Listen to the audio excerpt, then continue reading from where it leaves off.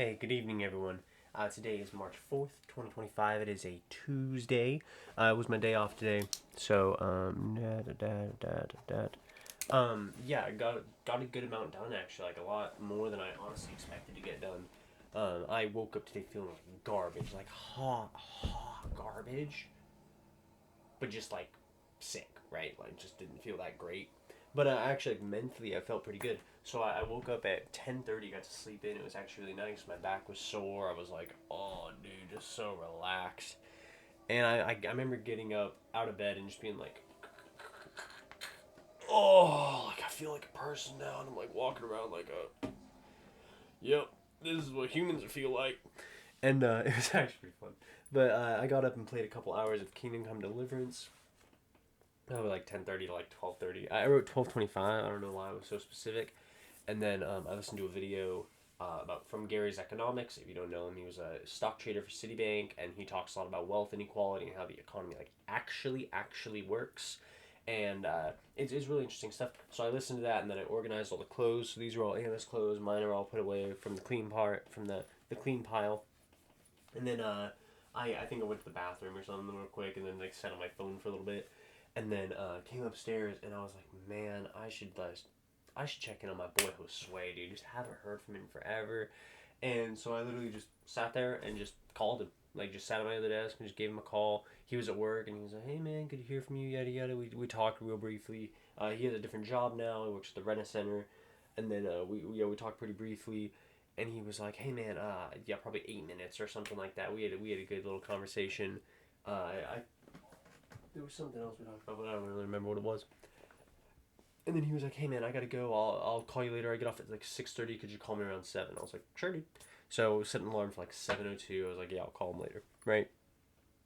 And then yeah, I was just chilling for a little while, and it got up around 2. So I was like, "Dude, I'm really craving McCleary's. That's this bar in town and makes bussin' food." And I don't like to drink, and it's 2 p.m. So I'm probably not gonna do that at all.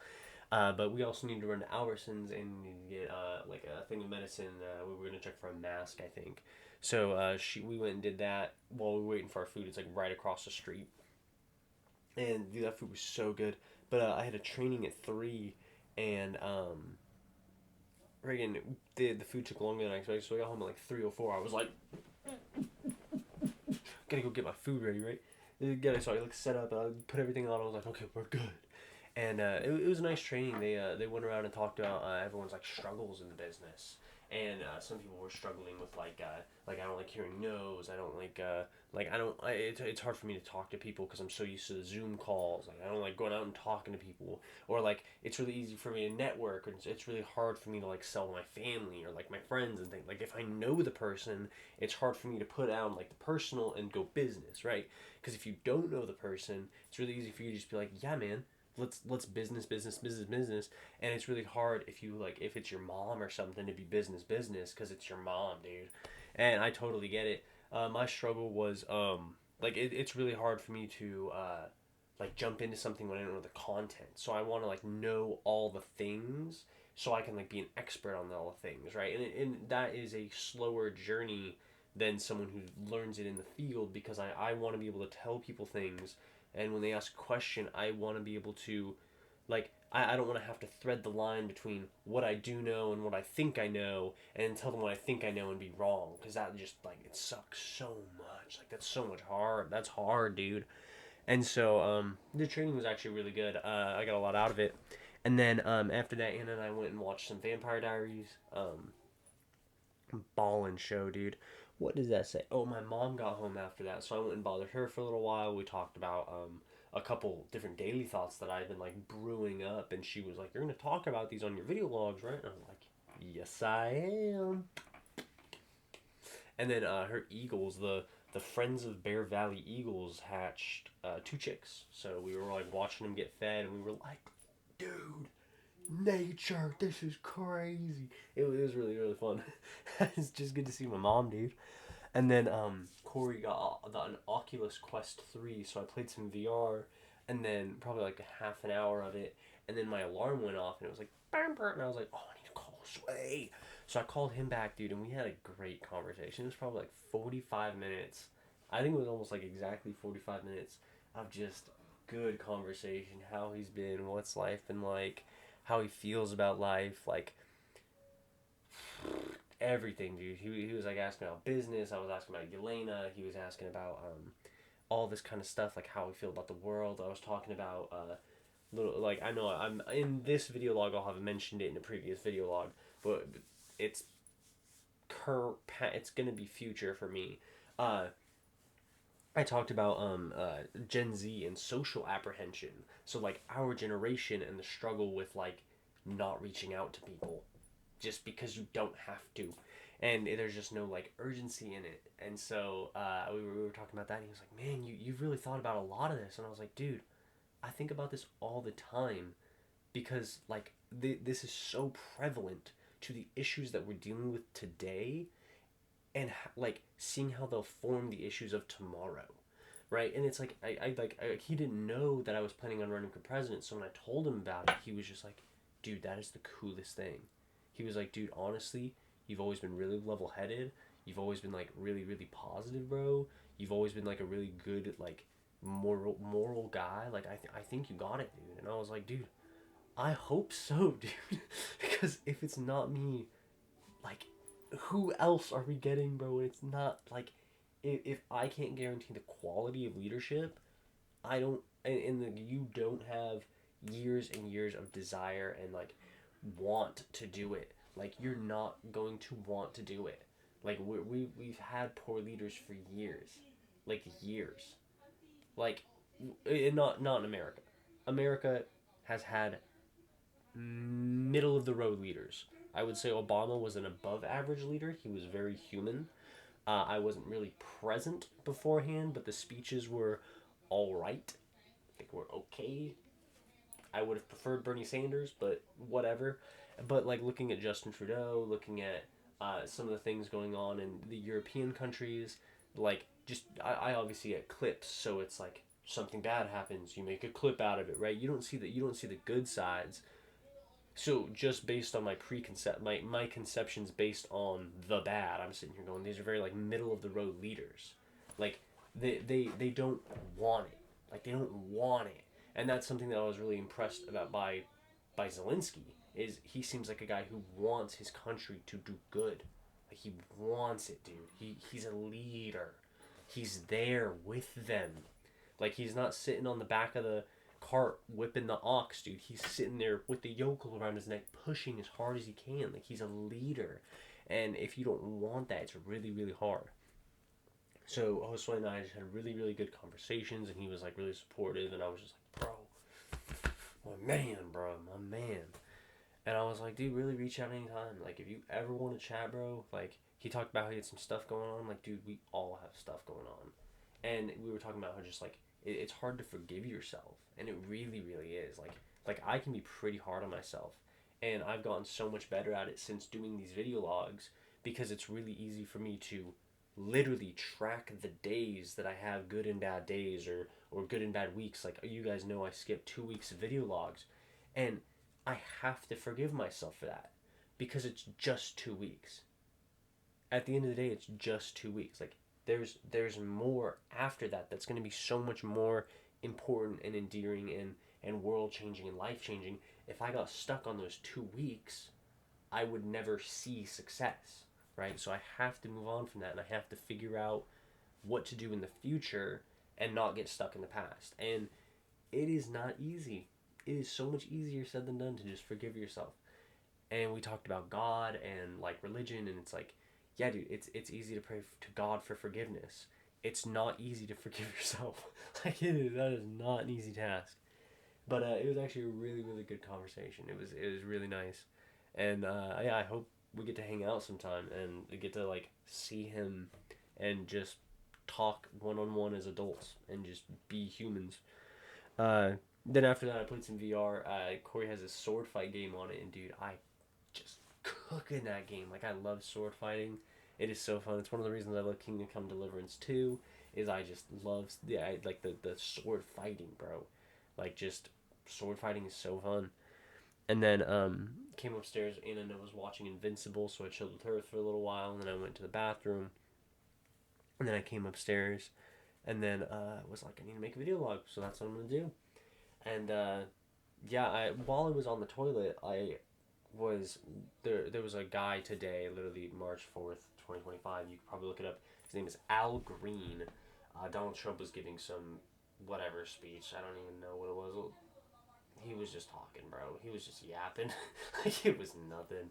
But Al Green was standing up and was talking about the cuts to Medicaid or to Medicare, and was just like complaining because, dude, like this guy's been getting badgered by his constituents. Like the people he represents have been sitting there like hounding him. Like you need to say something. You need to do something.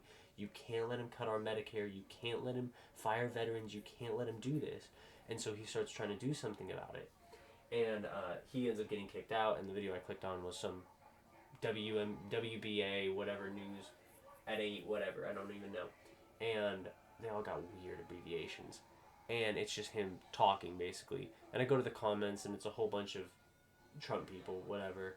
And they're just like, yeah, man, Al Green sucks, yada yada. And I am just like scrolling. I'm like, wow, they do not like this guy for some reason. Like I'd never heard of this dude. And so I scroll down to a comment and it says, I'm just gonna pull it up actually because I thought the comment was really interesting. Sorry to make y'all watch me pull up the comments on all these things, dude. I'm not gonna help YouTube by answering one question. His name was Michael. 5.3 million. Al Green is correct. Yes, that's true. He does. We do need better Medicare.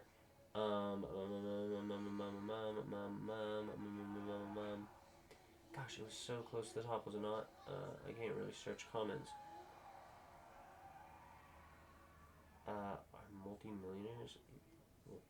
They're not multimillionaires in assets, dude. They're multimillionaires in cash. Let me see. Michael. Nope.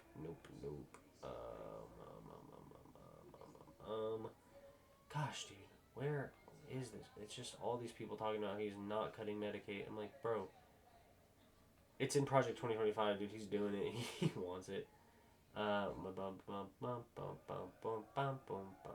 not gonna find it. That's crazy. It's not at the top anymore. I wish it was. That's crazy. I'm still trying because I'm just yapping and taking up time. Your guys' time, which sucks.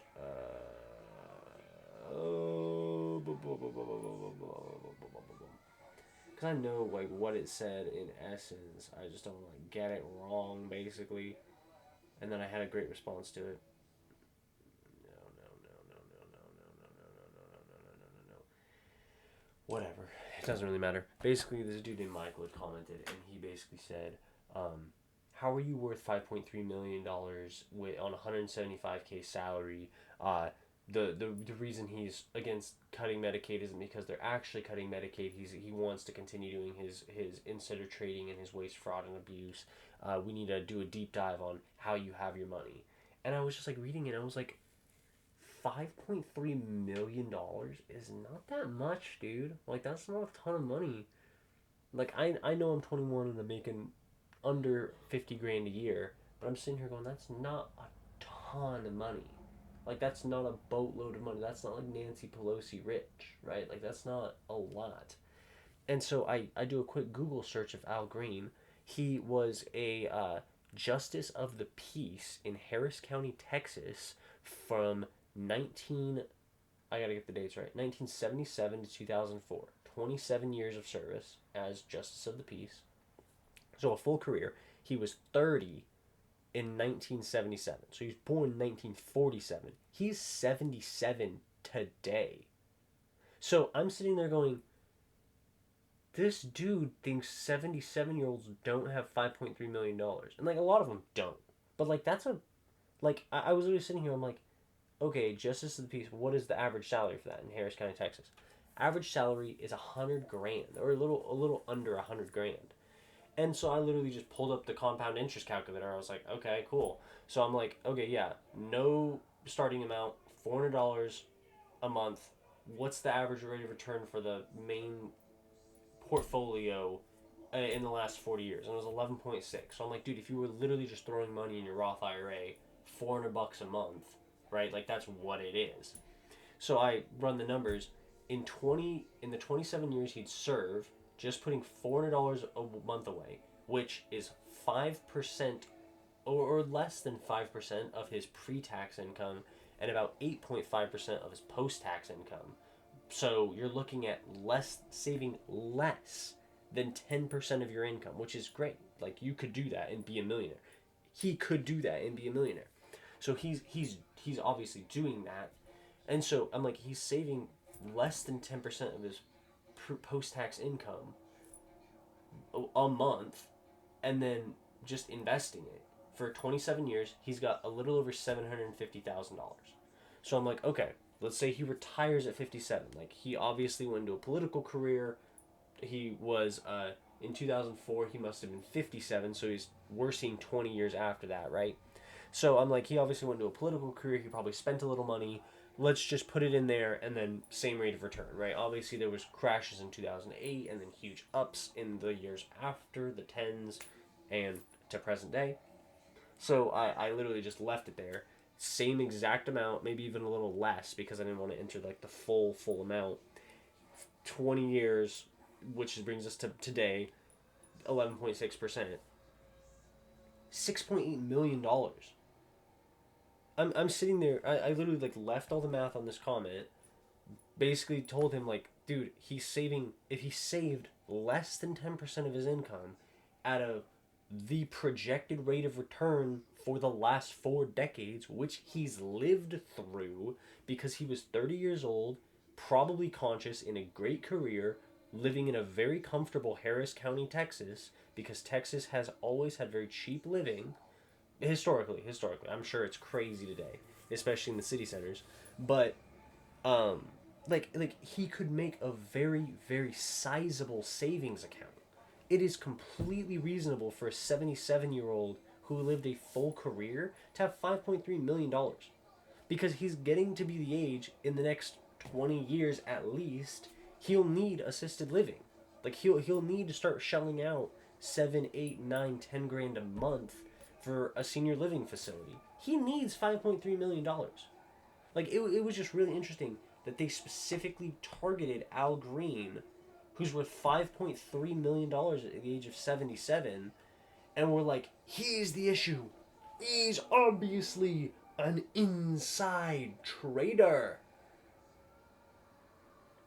I don't think he was, dude. Like I'm not gonna lie to you. It doesn't seem like he is. Like the math really adds up here. And I understand that the average uneducated, non-financially literate American is going to see these numbers and be like, millions of dollars? He what? He's a criminal. That's stolen right from the hands of hard-working Americans. Like no, it's not, dude. It's built. Sure, it's built on the backs of hardworking Americans, but that's what That's what stocks are. Like that's your 401k, dude.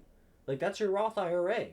Like that's what it is. Like he very clearly has a reasonable amount of money, considering his career path, his age, and the living circumstances he was in, as well as how mentally competent he was when he started his career.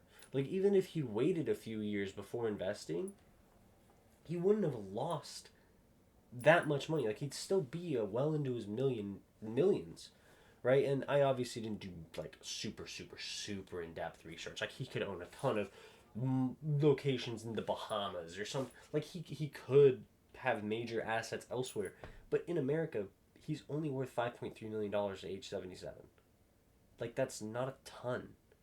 And I just thought it was very entertaining that they were like, he's a criminal for this. We need an in-depth breakdown. So I gave them an in-depth breakdown, and I didn't like preface it like future president or financial advisor or anything like that. But I'm like, dude, I know the numbers. Like, that's not crazy. And looking at the guy, I honestly didn't think he was 77. He looks probably 60 tops. But I understand a lot of members of Congress are getting up there.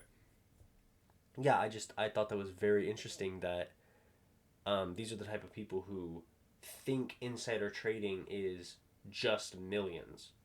Like it's just that. Like no, dude. If you're worried about the guy who's inside trading with 40 grand, you're not worried about the right people. You need to be worried about dark pools. You need to be worried about billionaires. You need to be worried about those guys who are making $1 billion bets on the daily and consistently winning with 10, 20, 30, 40, 50% rate of returns because they can buy up assets, rent them to us, and subliminally take over our entire country. Like, it's just what's happening. If you're worried about Democrats being worth $5 million at age 77, dude, they started investing in their 20s and 30s. Like, that's not crazy. Like, that's not an insane number. So, yeah, I just wanted to share that with you guys that, no, you don't need to be worried about the guy worth $6 million at age 77. He's very likely not insider trading. He's very likely just happened to be taught to invest early on. That's about it. Like if you were broke at age 60, went into politics and are now worth $10 million, that's suspicious. But if you had a full career where you were obviously like competent and were surrounded by competent people, it's not a stretch for someone to assume that you were competent as well. Obviously, there could be a bigger story. There could be foul play. I'm not putting it off the table. I was just trying to school somebody, one single American, who thought $5.3 million at age 77 was a lot, and that blew my mind. I fear for when they're age 77. So, yeah, I hope everyone had a wonderful Tuesday. I know I did. It was a great day off. For the goals today, I know, super late. I did organize the clothes. So that was pretty cool. And I did brush my teeth. And I did make a video log. Whoa. Fourth wall break. Have a good night, everybody.